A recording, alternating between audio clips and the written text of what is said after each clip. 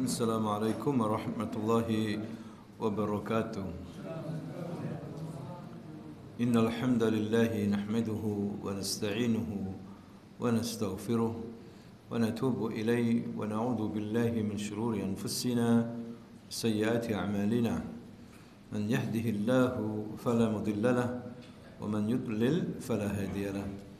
Asyhadu an la ilaha illallah wahdahu la syarika lahu wa asyhadu anna Muhammadan abduhu wa rasuluh sallallahu alaihi wa ala alihi wa ashabihi wa man tabi'ahum bi ihsanin ila yaumiddin, amma ba'du. Ikhwani fid din rahimakumullah, usikum wa nafsi bi taqwallah faqad fazal muttaqun. Para jemaah yang dimuliakan Allah Subhanahu wa taala, pada malam hari ini kita mengulang kembali tentang sirah nabawiyah, sejarah dari kehidupan Nabi Muhammad sallallahu alaihi wasallam sebagai utusan Allah, nabi dan rasul yang terakhir, kekasih Allah Subhanahu wa taala. Beliau diutus oleh Allah untuk mengajak seluruh manusia, Arabnya atau selain Arabnya, agar beribadah kepada Allah Subhanahu wa taala dan menjauhi kesyirikan.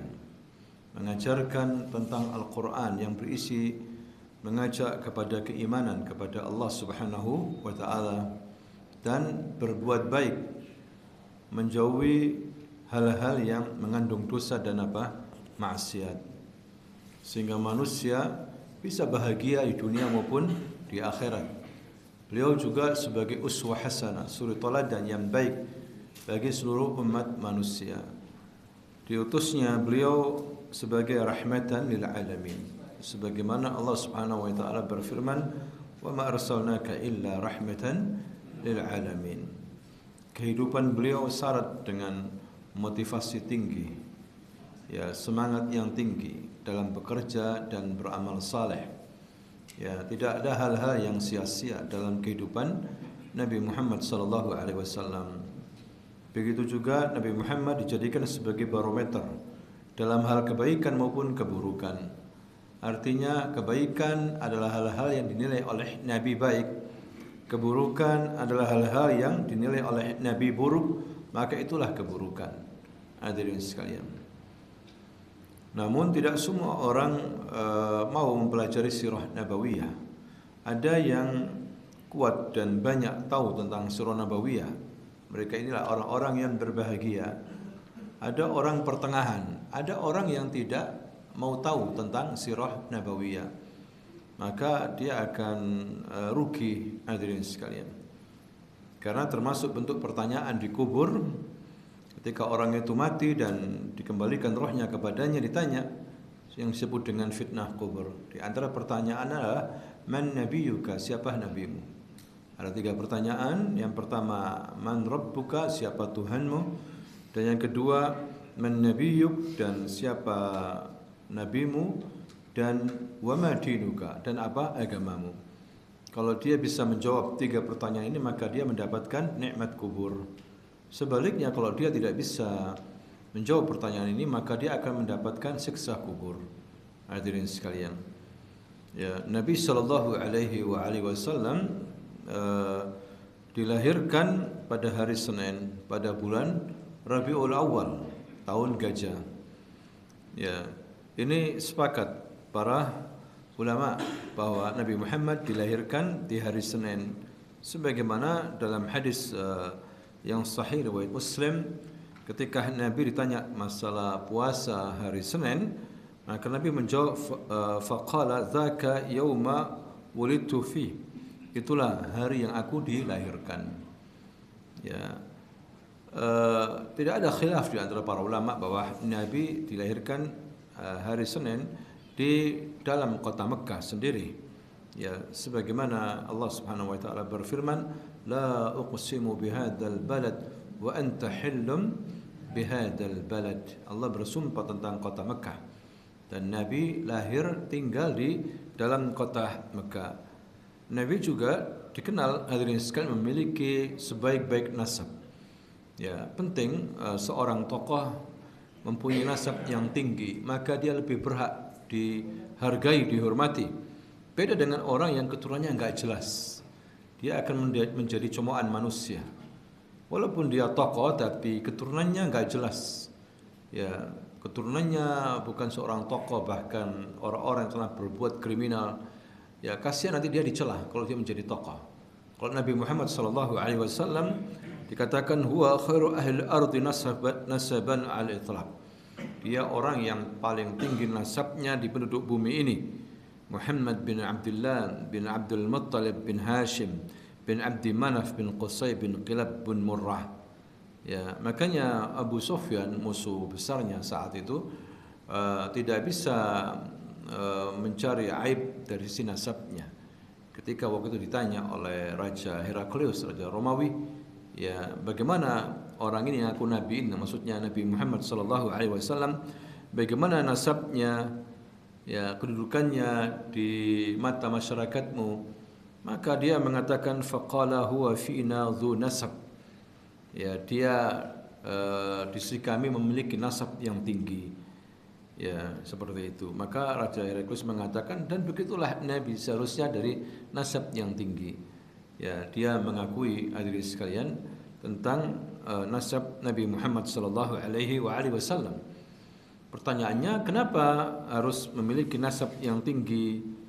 Ya, tadi kata para ulama, hatta la yakun li a'da'il Islam silah fi aidihim lisaddi an sabilillah, supaya tidak dijadikan senjata oleh musuh-musuh Islam untuk merendahkan Nabi Muhammad sallallahu alaihi wasallam. Nanti kalau menjadi apa? Rasul. Ya, tidak ada yang bisa merendahkan Nabi, karena Nabi lahir dari keluarga yang mulia. Ya, dari pemimpin-pemimpin Quraisy, hadirin sekalian. Kemudian ayah Nabi Muhammad sallallahu alaihi wasallam bernama Abdullah bin Abdul Muttalib. Ya, ayahnya ini meninggal dunia di saat Nabi berada dalam perut ibunya, Aminah. Sehingga Nabi ini, hadirin sekalian, termasuk yatim yang paling kuat, yatimnya. Ya, artinya dia masih dalam perut ibu, dia sudah ditinggal mati oleh apa? Ayahnya. Ya, makanya ini yatim yang paling tinggi derajatnya, betul-betul sangat yatim sekali. Seperti itu. Dia belum sempat melihat ayahnya. Oleh karena itu Allah Subhanahu wa taala menyebut tentang keyatiman Nabi Muhammad ini dalam ayatnya, dalam firman-Nya, alam yajidka yatiman fa'awa. Ya, alam yajidka yatiman fa'awa. Seperti tidakkah dia mendapatkan kamu sebagai yatim, kemudian Allah Subhanahu wa taala melindunginya, seperti itu, hadirin sekalian. Mata fil Madinah an akhwalihi Bani Adi bin Najjar. Jadi ayahnya ini meninggal di Madinah. Ya, Abdullah meninggal di Madinah di suku dari akhwalihi, ya karena kakeknya Nabi Hashim menikah dengan wanita Madinah. Wanita Madinah. Ya, Salma, hadirin sekalian. Nah, Salma inilah yang kemudian melahirkan Abdul Muttalib. Abdul Muttalib.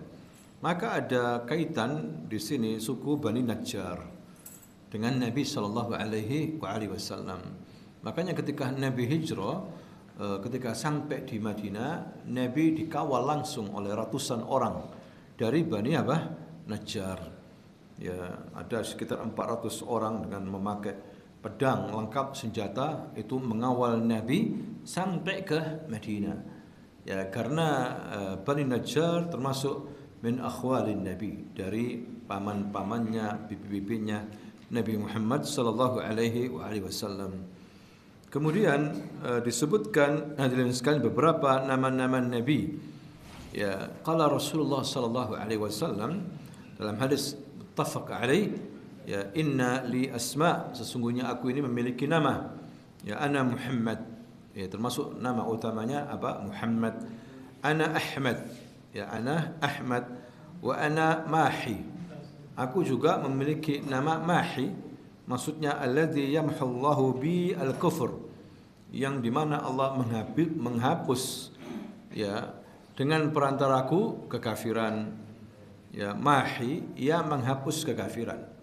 Nabi diutus oleh Allah untuk menghapus kekafiran.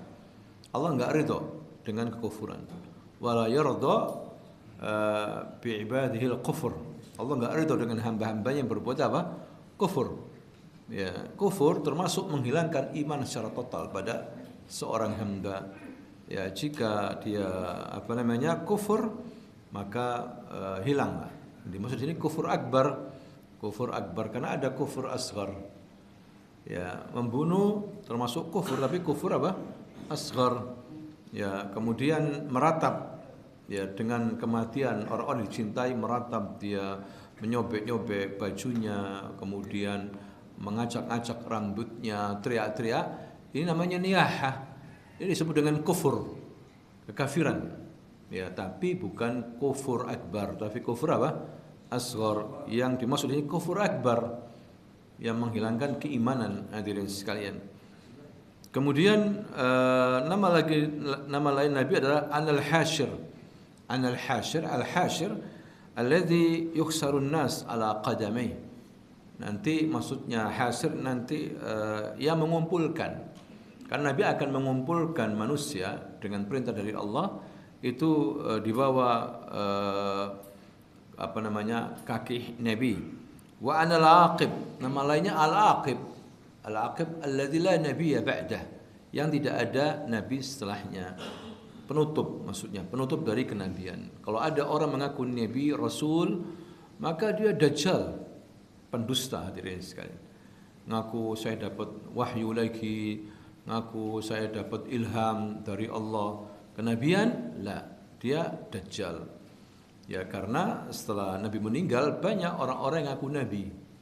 Ya, mereka adalah nabi palsu, termasuk di antaranya Musailamah al-Kadzdzab, ya, yang diperangi langsung oleh Abu Bakar As-Siddiq, dan juga ada Al-Aswad Al-Ansih. Ya, ngaku juga sebagai nabi. Pada zaman Umar diutus seorang sahabat namanya Abul Muslim Al-Khawlani, ya, untuk mendebat Al-Aswad Al-Ansih.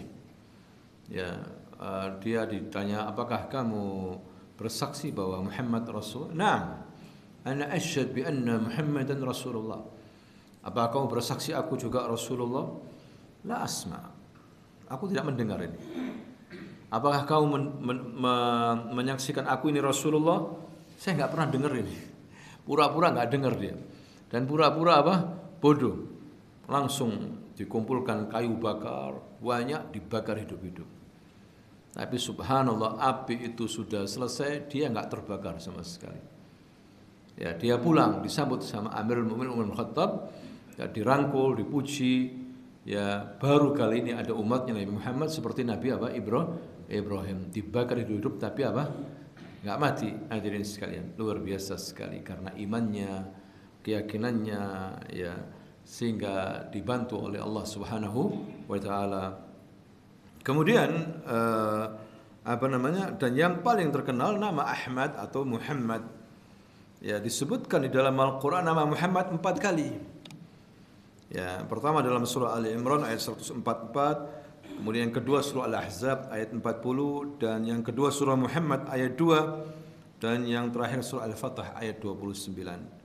Ayat surah Al-Imran ayat 144 disebutkan wa ma Muhammadun illa rasul, dan tidaklah Muhammad kecuali seorang rasul, qad khalat min qablihi rusul, telah berlalu rasul-rasul juga sebelumnya. Artinya sebelum Muhammad ada rasul-rasul. Allah mengirim banyak para nabi, para rasul. Ada 124.000 nabi, 313 rasul. Ini bentuk rahmat Allah kepada hamba-hambanya agar manusia ini mengikuti jejak para nabi, para rasul. Mereka akan selamat. Jangan mengikuti syaitan, jangan mengikuti para dukun, ya, para pendusta-pendusta. Ikuti nabi dan rasul. Seperti itu. Kemudian dalam surah Al-Ahzab ayat 40 Allah berfirman, "Ma kana Muhammadun aba ahadin min rijalikum." Dan tidaklah Muhammad ayah seorang dari laki-laki kalian. Walakin Rasulullah wa khataman nabiyyin. Dia adalah Rasul Allah dan penutup para nabi. Allah juga berfirman dalam surah Muhammad ayat 2, walladzina amanu wa amilus salihati wa amanu bima nuzzila ala Muhammad. Dan orang-orang yang beriman dan beramal soleh dan mereka beriman dengan apa-apa yang diturunkan kepada Nabi Muhammad. Ya, dalam surah Al-Fatah Allah juga berfirman, Muhammadur Rasulullah walladzina ma'ahu asyidda'u 'alal kuffar ruhama'u bainahum tarahum ruk'an sujjadan yabtaghuna fadlan minallahi wa ridwana simahum fi wujuhihim min atharis sujud.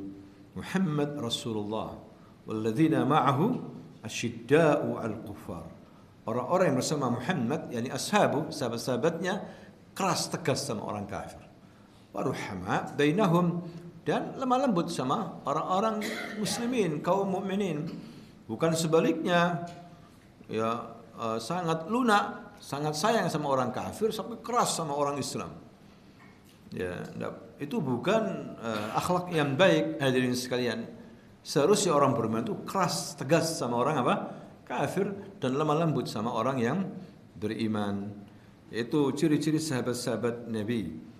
Ya. Kemudian di dalam surah As-Saff, ya, ucapan Nabi Isa ketika berkhutbah di kalangan Bani Israel diabadikan sama Allah, mubasysyiran bi rasuli ya'ti min ba'di ismuhu Ahmad.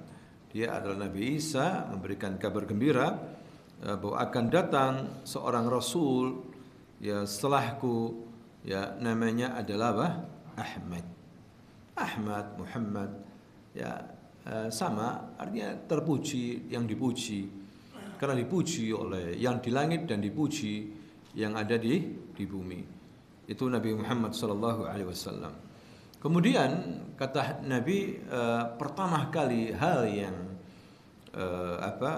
ada, ya, hal yang memulai kenapa dia jadi rasul. Hadirin sekalian, ini ada sebab, ya, ada faktor. Sebagaimana ada seorang sahabat Nabi namanya Abu Umamah bertanya, ya Nabi Allah, ma kana awwalu bad'i amrik. Wahai Rasulullah, wahai Nabi Allah, apa urusan pertama, ya, dari kamu ini diangkat sebagai nabi? Ya, apa faktor utamanya apa? Qala da'watu Abi Ibrahim. Yang pertama adalah doanya ayahku Nabi Ibrahim, ini kakeknya Nabi Ibrahim, karena Nabi Ibrahim pernah berdoa kepada Allah agar diutus seorang rasul di negeri Makkah, maka dikabulkan oleh Allah Subhanahu wa taala. Wa busyra Isa, dan kabar gembira yang diucapkan Nabi Isa di hadapan Bani Israel bahwa akan datang seorang rasul setelahku, namanya siapa? Ahmad. Dan yang ketiga yaitu tanda ibuku ketika melahirkan aku. Ya, wa ra'at ummi nuran, ibuku melihat dalam mimpinya itu adha'at cahaya, adha'at minhu qusur Syam, yang dimana cahaya ini terbang dari badannya terus sampai ke Syam, menerangi istana-istana Romawi Syam. Ya, ini isyarat bahwasanya risalah Nabi akan sampai ke sana. Ya, inilah hal-hal yang termasuk dikatakan irhasat, hal-hal yang luar biasa sebelum diutusnya Nabi Muhammad sallallahu alaihi wasallam. Ya, sedangkan doa Nabi Ibrahim sebagaimana dalam surah Al-Baqarah 129, Rabbana wab'ats fihim rasulan minhum yatlu alaihim ayatika wa yu'allimuhumul kitaba wal hikmah wa yuzakkihim innaka antal azizul hakim. Wahai Rabb kami, ya Allah, utuslah pada mereka nanti seorang rasul dari mereka sendiri. Ya, ketika Nabi meninggalkan kota Mekah, di perbatasan Mekah, dia berdoa. Ketika dia meninggalkan Hajar dan anaknya Ismail di Mekah, dia berdoa sebelum pergi ke Syam. Dia berdoa ini, wahai Rabb, utuslah kepada mereka di negeri ini seorang rasul, membacakan kepada mereka ayat-ayat-Mu, wa yu'allimuhumul kitaba wal hikmah, dan mengajarkan al-kitab wal hikmah. Hikmah di sini as-sunnah, al-hadis. Ya, wa yuzakkihim, dan membersihkan mereka. Ya, innaka antal azizul hakim. Juga busyrah Nabi Isa, dan sebagaimana juga apa yang dilihat oleh ibunya. Nabi Muhammad sallallahu alaihi wasallam disebutkan dalam sejarah memiliki banyak paman, keluarga besar. Cuma paman yang dia lihat waktu dia masih hidup tinggal 4. Ya. Yang 2 masuk Islam dan yang 2 kafir. Yang masuk Islam adalah Hamzah, kemudian siapa? Abbas, ya Abbas. Dan yang kedua kafir, yaitu Abu Talib dan Abdul Uzzah, yaitu Abu Lahab. Yaitu kehendak Allah Subhanahu wa taala. Walaupun terlahir dari keluarga muslim, ahli bait, tapi ada yang kufur. Ya, ini menunjukkan masalah bukan masalah akhlak.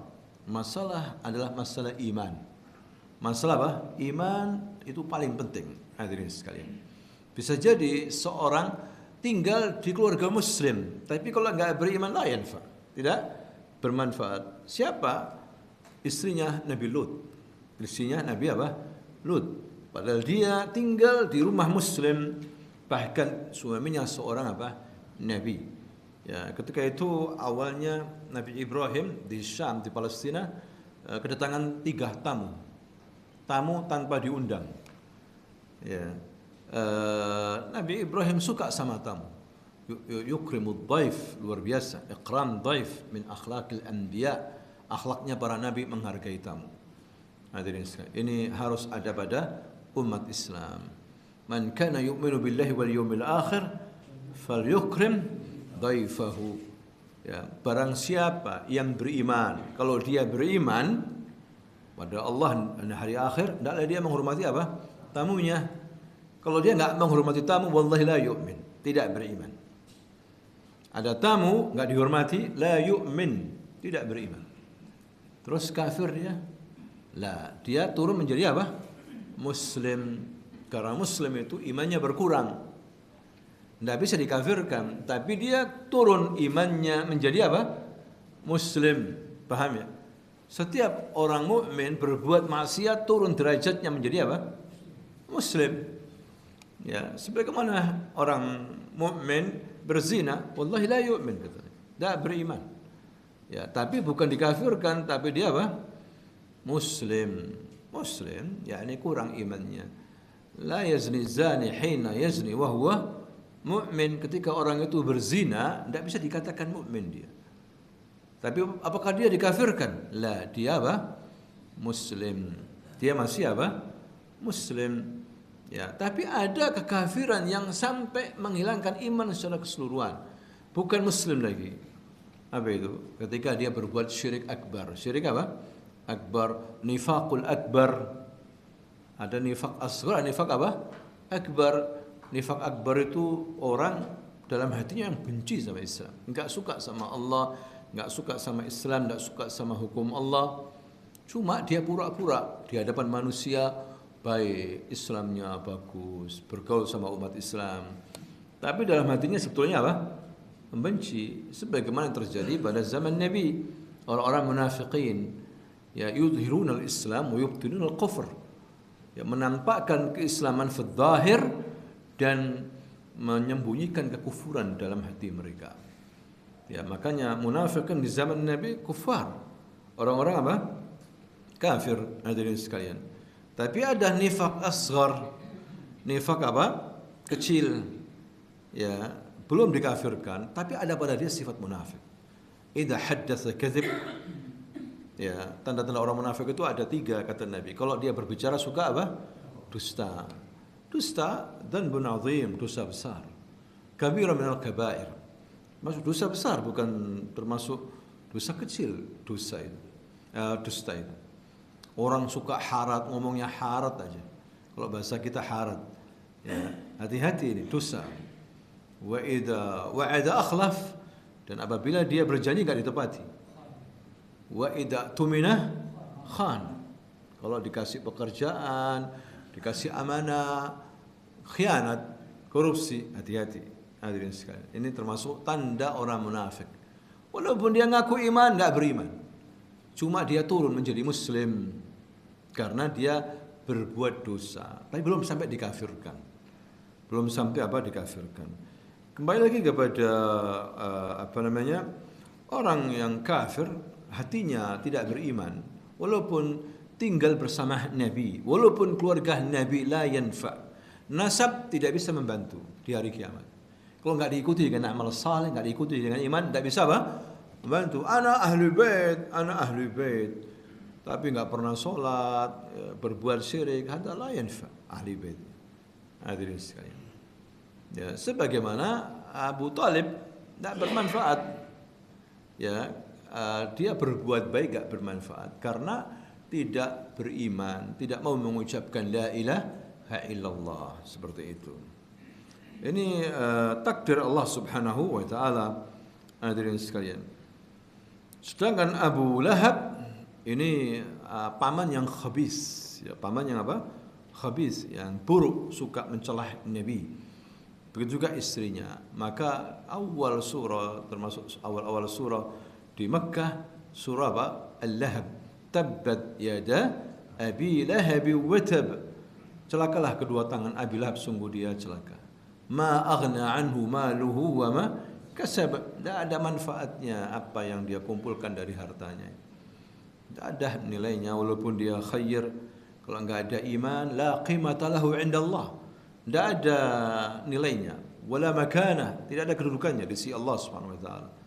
Ma fi iman ma yanfa walau kana anfaqa misla uhudin dhahaban lil fuqara wal masakin wal aitam, walaupun dia punya harta banyak, diinfakkan untuk anak yatim, untuk fuqara wal masakin, ma fi iman la yanfa. Enggak disertai dengan iman, tidak manfaat. Hadirin sekalian. Ya, jadi enggak usah dibela-bela, mentang-mentang keturunan ahli bait begitu. Abu Lahab masuk surga, Abu Thalib masuk surga, kifat. Ya, enggak boleh begitu. Kemudian ketika Nabi masih kecil disusui oleh beberapa wanita. Di antaranya adalah ibunya, dan yang kedua Suwaibah al-Islamiyah, dia adalah budaknya Abu Lahab. Ya, kan Abu Lahab farhan bi wilayatin Nabi. Awalnya Abu Lahab ini sangat suka, gembira dengan lahirnya ponakannya itu, yaitu Nabi Muhammad sallallahu alaihi wasallam, sampai memerintahkan agar Suwaibah, ya budaknya Abu Lahab, menyusui siapa? Menyusui Nabi sallallahu alaihi wasallam, dan juga Halimah As-Sa'diyah. Halimah As-Sa'diyah, wanita dari Bani Sa'ad, ya, dari Bani Sa'ad yang menyusui Nabi. Halimah ini dia tinggal di daerah Taif sana. Ya, Taif Jabaliyah, pegunungan. Orang-orang Makkah yang punya uang pingin anaknya tinggal di sana supaya sehat, ya, bisa belajar berkuda, lari, olahraga, badannya sehat di pegunungan. Dan juga bahasanya fasih. Ya, beda dengan di kota. Di kota banyak penyakit, bahasanya campur ajam. Oh, maka datang musafirin, para pengusaha pedagang datang macam-macam. Ya, mereka suka kalau bisa anak-anaknya itu tinggal di mana? Badiah. Badiah itu Badu, daerah pegunungan. Ya, bahasanya terkenal fasih. Dan orang Arab suka kalau ada keluarganya ngomong Arab fasih. Itu kesukaan tersendiri bagi orang-orang Arab, karena mereka dulu sangat membanggakan bahasa Arab. Ya, oleh karena itu Allah turunkan Al-Quran, bahasanya bahasa Arab lebih fasih, lebih tinggi sastra daripada orang-orang Arab. Tidak ada yang bisa mengalahkan ketinggian dari bahasa Al-Quran. Hadirin sekalian, ini termasuk mukjizat. Ya, kok bisa Muhammad ini nggak pernah belajar bahasa Arab, tapi kok bahasanya fasih? Maka mereka langsung faham, wallah hadza laisa kalamil basar. Ini bukan ucapan manusia. Sebagaimana perkataannya Al-Walid bin Mughirah ketika dibacakan oleh Nabi Al-Quran, bingung dia. Ya, kesimpulannya ini bukan perkataannya manusia, ini bukan perkataannya ahli syair.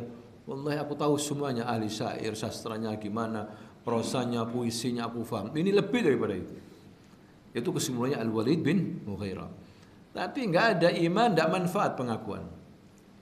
Ya, padahal dia itu orang pintar, bahasanya tinggi, tapi menolak hidayah, menolak iman. Tapi anaknya ada yang jago, pemimpin Islam. Itu siapa? Khalid bin Walid. Ya, anaknya masuk Islam, jadi pemimpin Islam. Sebagaimana dialami oleh Al-Wa'il As-Sahmi, Al-As bin Wa'il As-Sahmi, Al-As bin As-Sahmi. Ya, sama juga menentang Nabi, keras sama Nabi. Hadirin sekalian, saya berapa ayat yang turun untuk Al-As bin Wa'il As-Sahmi. Tapi anaknya, cucunya masuk Islam. Amr bin As, ya, siapa yang nggak tahu Amr bin As? Tokoh cerdas, penakluk Mesir. Ya. Anaknya Amr ada namanya Abdullah, Abdullah bin Amr bin As. Abdullah ahli ibadah, zahid, masya Allah, ahli ibadah, luar biasa, dicintai oleh Nabi. Ya, masih muda, terkenal Abdullah ini. Ibadullah, orang-orang yang anak muda tapi nggak macam-macam gitu. Nabi suka anak muda tapi lurus saja. Banyak kan anak muda kan menyimpang, ya kan? Tidak mudah untuk menaklukkan jiwa muda agar bisa lurus. Illa man rahima rabbuh, kecuali yang Allah kasih rahmat. Anak muda tapi ahli masjid, anak muda masih muda tapi masya Allah. Dulu kita waktu muda kemana? Mana-mana sudah. Alhamdulillah dikasih hidayah sama Allah. Kalau nggak pernah kenal masjid akhirnya. Ya, mana masjid nggak tahu, mana warkop yang ada wifi-nya faham. Oh, di sana ada wifi, di sana ada wifi. Masjid nggak tahu. Tapi alhamdulillah Allah kasih apa? Hidayah. Hadirin sekalian. Nah, ini apa namanya? Hikmah kenapa Nabi sallallahu alaihi wasallam diasuh oleh Halimah di pegunungan Bani Sa'ad. Ya. Dan Nabi tinggal di sana selama 4 tahun. Diceritakan dalam sejarah riwayat Muslim, ketika Nabi lagi bersama teman-teman saudara sepersusuannya, tiba-tiba didatangi oleh malaikat yang menyamar sebagai manusia, ya, diinggirkan, dipegang, kemudian direbahkan, dibelah dadanya, ya, kemudian diambil hatinya, dibelah lagi, dikeluarkan sesuatu yang hitam. Ini kata malaikat hadus syaitan. Ini apa namanya, bagian daripada setan. Dibuang, dicuci lagi pakai air zam-zam, dikembali lagi seperti semula. Maka Nabi menjadi orang yang paling bersih hatinya, karena dia akan bersihkan hati-hati manusia. Dia Nabi, ya, maka perlu dibersihkan dulu sehingga Nabi ini jauh dari hal-hal yang buruk, sifat-sifat yang buruk. Orang yang ikhlas, orang yang berjiwa kuat, imannya kuat, hadirin sekalian. Orang yang paling takut kepada Allah karena jiwanya bersih. Orang kan jiwanya yang penting, hatinya ini. Ya kan? Orang itu yang penting apa? Hatinya, karena itu yang dilihat oleh Allah Subhanahu wa taala. Allah melihat hati manusia, enggak melihat mukanya, enggak lihat hartanya, hatinya. Hadirin sekalian. Kemudian saudara sepersusuannya itu lari ke Halimah, ya bunda Muhammad qutil, Muhammad dibunuh. Kaget Halimah langsung. Dia langsung mencari Rasulullah dan mengetahui anak kecil ini menunduk gitu kayak pucat begitu. Langsung takut Halimah ini mengembalikan akhirnya Rasulullah ke ibunya Aminah. Ya, seperti itu. Ya, ini peristiwa besar. Ini menunjukkan apa namanya? Irhasat, tanda sebelum kenabian beliau sallallahu alaihi wa alihi wasallam. Ya, dan dilihat oleh beberapa sahabat bekas kayak jahitan gitu, bukan jahitan, kayak sobekan. Ya, Nabi sallallahu alaihi wa alihi wasallam. Kemudian hadirin sekalian, ketika ibunya sama rombongan ke Madinah mengunjungi kuburan suaminya, ibunya Rasul, mengunjungi abahnya, kuburan abahnya Abdullah, karena perjalanan jauh dulu, tidak seperti sekarang. Pulangnya ketika sampai di desa namanya Abwa, Abwa baina Madinah wa Makkah, tengah-tengah itu. Jatuh sakit ibunya ini dan mati di Abwa, dikuburkan. Di situ waktu itu ada kakeknya Nabi Abdul Muttalib, ya. Nabi melihat sendiri bagaimana ibunya meninggal dan dikuburkan di Abwa. Seperti itu. Waktu itu umurnya masih 6 tahun Nabi ini. Ya, kemudian diasuh oleh pamannya Abdul Muttalib. Nah, Abdul Muttalib ini tokoh, orang yang kuat di Mekah. Ya, dia juga orang kaya, beda dengan Abu Talib pamannya. Miskin. Kalau Abdul Muttalib orang kaya. Ya, dan dia tokoh. Ya, tapi enggak lama, diasuh sekitar 2 tahun. Kemudian Abdul Muttalib ini meninggal dunia. Sebelum meninggal berpesan kepada Abu Talib, anaknya, ya paman Nabi, agar mengasuh Rasulullah sallallahu alaihi wasallam. Maka Abu Talib inilah yang mengasuh Nabi semenjak usia 8 tahun.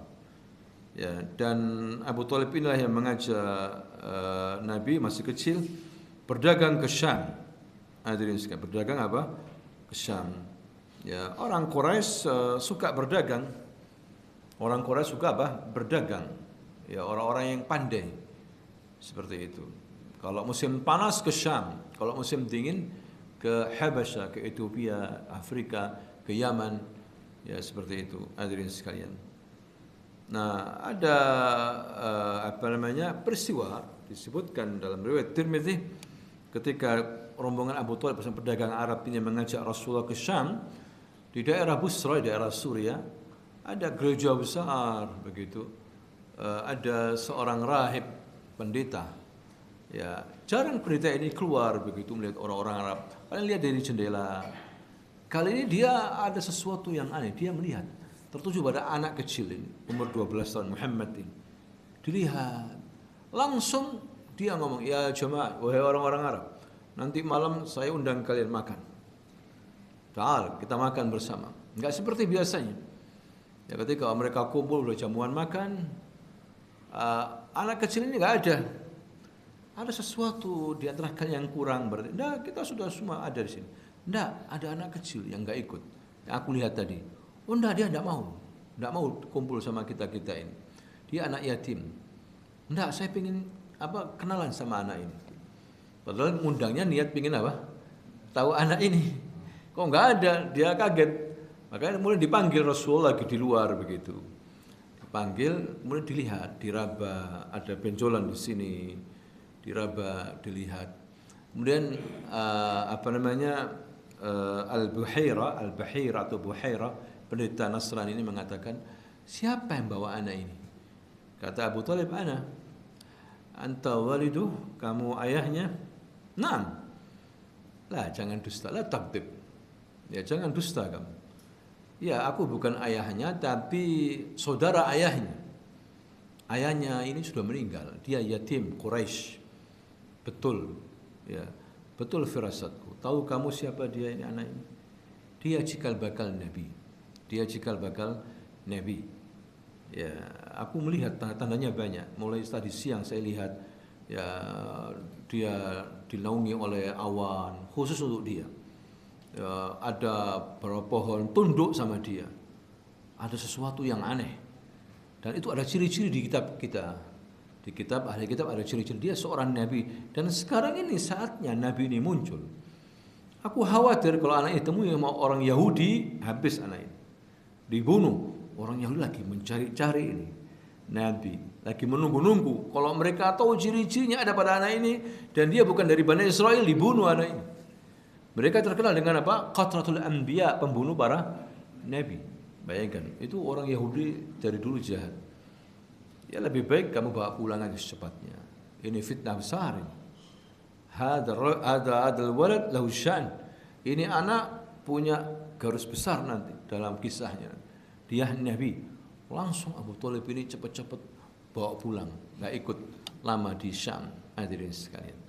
Nah, ini termasuk irhasyad, ya, yang diberikan Allah kepada Nabi waktu masih muda.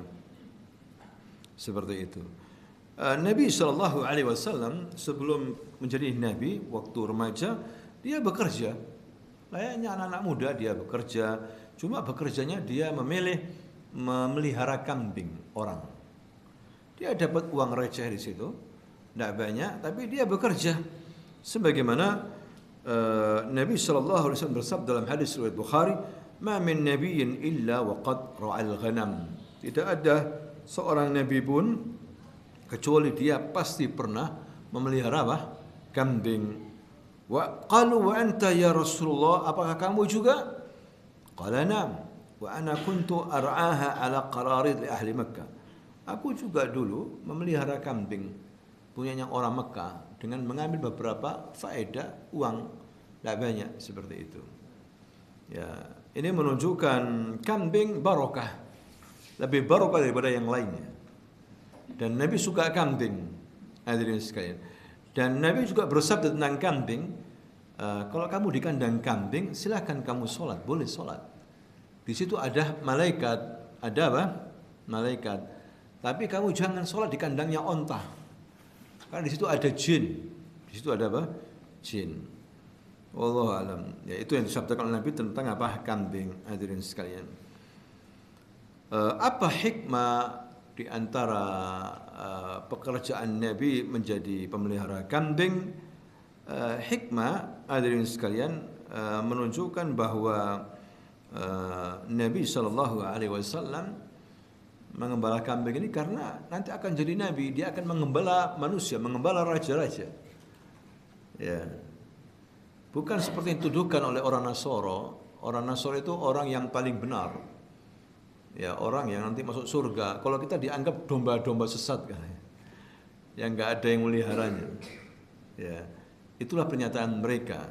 Orang yang merugi tapi merasa bahwa mereka itu apa? Beramal yang baik. Itu disindir oleh Allah. Orang Yahudi, orang Nasrani merasa yang paling benar. Padahal mereka yang paling sesat, mereka akan disiksa oleh Allah Subhanahu wa taala. Ya. Katakan ya Muhammad, maukah kami kabarkan kepadamu orang-orang yang rugi amal perbuatannya? Alladzina dhalla sa'yuhum fil hayatid dunya wa hum yahsabun annahum yuhsinuna sun'ah. Itu mereka yahsabun, mereka hanya menyangka dalam agama, tidak didasarkan dengan apa? Quran dan Sunnah. Yahsabun bas prasangka. Ya, prasangka, katanya ini, katanya ini, katanya ini, katanya, ikut kata-katanya. Ma fi ayat wala hadis. Kalau kita kan disuruh apa? Pegangan Quran sama hadis, jangan katanya kiai, katanya Habib, katanya la. Itu bukan barometer Islam. Dalam Islam dalil Quran was Sunnah. Ya, jangan pakai kata-katanya karena orang Yahudi, orang Nasrani itu pakai katanya wa yahsabun. Yahsabun itu menyangka-nyangka. Wa hum yuhsinuna sunah, mereka menyangka bahwa mereka telah berbuat baik, padahal dhalla sa'yuhum. Dipastikan oleh Allah usaha mereka, amal mereka itu dhalal, dhallun wa mudil, sesat dan menyesatkan mereka itu. Tapi menganggap mereka amalnya apa? Baik. Orang Yahudi, orang Nasara. Disinggung juga Al-Bidah. Al-Bidah menyangka bahwa perbuatan mereka pahala, ini sunnah, ini apa. Tapi tidak ada ajarannya dari Nabi. Hanya bikin-bikin, ikut-ikutan. Hadirin sekalian, itu ahli bidah. Sama juga, udah capek nggak berdapat apa-apa. Ya kan? Nabi mengatakan, "Man 'amila 'amalan laisa 'alaihi amruna fahuwa raddun." Barang siapa yang beramal yang tidak ada ajaran dari kami, maka tertolak. Enggak takut dengan ajaran, dengan sabda Nabi ini. Dalam hadis riwayat Bukhari juga Rasul bersabda, "Man ahdatsa fi amrina hadza ma laysa min fahuwa radd." Sama juga, siapa yang mengada-ngada dalam masalah urusan agama ini, tidak ada perintahnya dari kami, maka tertolak. Bukhari, Muslim ini. Tapi banyak orang tidak mengindahkan hadis Nabi. Hanya ikut-ikutan aja, ikut-ikutan, pergi ke sana, ikut ke sini. Enggak perlu dalil. Enggak mau tanya dalilnya. Kemudian juga ini menunjukkan hadirin sekalian kesederhanaan Nabi. Ya, Nabi ini orang yang sederhana, masa kecilnya sama seperti orang-orang yatim yang lainnya mengalami kesusahan. Ya, kemudian Nabi sallallahu alaihi wasallam ketika menginjak usianya 25 tahun menikah dengan Khadijah. Ya, seorang perempuan pedagang sukses di Mekah saat itu, Khadijah binti Khuwailid, seorang janda, Awalnya Nabi memang bekerja sama Khadijah. Ya, kemudian Maisarah pembantunya Khadijah ini bercerita bahwa orang ini jujur, ini anak muda ini luar biasa baik, dan kita pulang ya Khadijah membawa keuntungan yang besar. Disitulah dia tertarik, kemudian akhirnya menikah dengan Khadijah. Dari Khadijah inilah lahir anak-anaknya Nabi. Dari Khadijah lahir anak 6, hadirin sekalian, 2 laki-laki dan 4 perempuan. Ya, di sini lahir waktu itu usia Nabi 25 tahun, Khadijah 40 tahun. Ada juga riwayat waktu itu Khadijah usianya 28 tahun, bukan 40 tahun. Kata sebagian ahli hadis dilihat dari umur anak-anaknya. Wallahu alam, ini beberapa pendapat ya. Sedangkan Khadijah memiliki keistimewaan, dikatakan tahirah afifah. Tahirah afifah. Tahirah itu suci, afifah itu tidak pernah berzina, tidak pernah selingkuh. Walaupun jahiliyah suka apa? Berzina, tapi Khadijah lah. Jadi orang menengah ke atas itu tidak selingkuh. Yang selingkuh, yang berzina ini kebanyakan menengah apa? Bawah, kalangan budak, orang miskin, seperti itu. Ya, dalam sejarah diceritakan seperti itu. Dan Nabi nggak pernah menikah selama menjadi suami Khadijah, kecuali ketika Khadijah sudah meninggal dunia. Nabi juga mempunyai anak dari Khadijah namanya Qasim dan Abdullah. Kemudian perempuannya Zainab, ada Ruqayyah, ada Ummi Kulsum, dan ada apa? Fatimah. Ini semua dari Khadijah. Sedang ada Ibrahim. Ibrahim dari Maria Qibtiyah. Maria Qibtiyah seorang wanita pemberian dari Raja Mesir. Ya, Raja Mesir. Nabi akhir hidupnya kirim surat ke raja-raja mengajak mereka masuk Islam. Ada yang menolak dengan langsung, ada yang tidak menolak, tidak menyatakan masuk Islam, tapi tidak menolak membaca, bahkan memberikan hadiah. Ini Raja Mesir. Ya, memberikan 2 perempuan. Konon dia adalah budak, ada yang mengatakan justru dia adalah 2 anak, 2 putri kakak adik, anaknya tokoh ya di Mesir. Diberikan ke Nabi beserta hadiah-hadiah yang lainnya. Ya, yang Maria dinikahi oleh Nabi, sedangkan Sirin diberikan ke sahabat Nabi. Maria Qibtiyah melahirkan anak namanya apa? Ibrahim. Ya, tapi sekitar umur 16 bulan Ibrahim ini meninggal. Nah, ketika meninggal dunia terjadi gerhana. Sehingga orang-orang mengatakan gerhana ini gara-gara meninggalnya apa? Ibrahim. Maka Nabi ingin menjelaskan. Dia mengajak sahabat sholat gerhana, dan Nabi berkhutbah menyatakan, wahai para sahabat, ini gerhana, khusuf, ayat min ayatillah, ayat dari ayat-ayat Allah, tanda kekuasaan Allah. Laisa limauti syahs wa li hayatih, bukan karena kematian seseorang, bukan karena lahirnya seseorang. Ya, kalau ada kalian melihat gerhana, idza ra'aita, gerhana ini khusuf, sallu, salatlah, fakabbiru, takbirlah, wa tasaddaqu, wastaghfiru, begitu. Itu perintah Nabi. Wallahu taala a'lam. Insyaallah kita akan lanjutkan pada pertemuan berikutnya. Barakallahu fikum, subhanakallahumma wa bihamdika, asyhadu an la ilaha illa anta, astaghfiruka wa atubu ilaik. Assalamualaikum warahmatullahi wabarakatuh.